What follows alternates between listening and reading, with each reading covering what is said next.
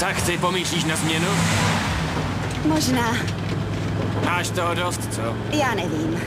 Než jsem přišla sem, tak jsem hodně cestovala a teď tu dělám sestru už 4 roky. Je to divný. Mám ráda změny.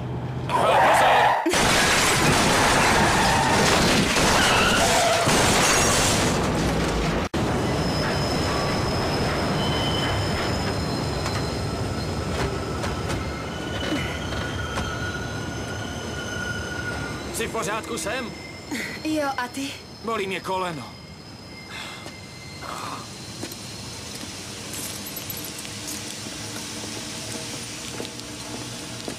Jste v pořádku? Myslím, že tam je dítě. Zedro, rychle! Zůstaňte v autě. Ivy! Nebojte se, já jsem sestra, pomůžu vám. Ivy! Ahoj, malá, jak se jmenuješ? Ivy! Bože. Kde to bolí, Ivy? Tam dole. Zranění hlavy nevidím. Srazilo jí auto? Dobrý, mami, kde je Nina? Kdo je Nina? Můj pes. Je v pořádku? Au. Možná má zlomenou pánev, ale ostatní vypadá dobře. A co krk? Při tom pádu si ho odřela. Dýchá se ti dobře? Jo. Saturace dobrá, tlak 118/76. Hej! Zůstaňte tam, pane! Není opilej? Ten blb je fakt opilej. Ivy. Všude kolem jsou obchody s alkoholem a kostely. Sem, koukni na něj, já zavolám posily. Promiňte, musím projít. Promiňte. Blbče. Srazil si děcko. Ustupte, pane, ano? Srazil jsi tu holku. Jak se jmenujete, pane?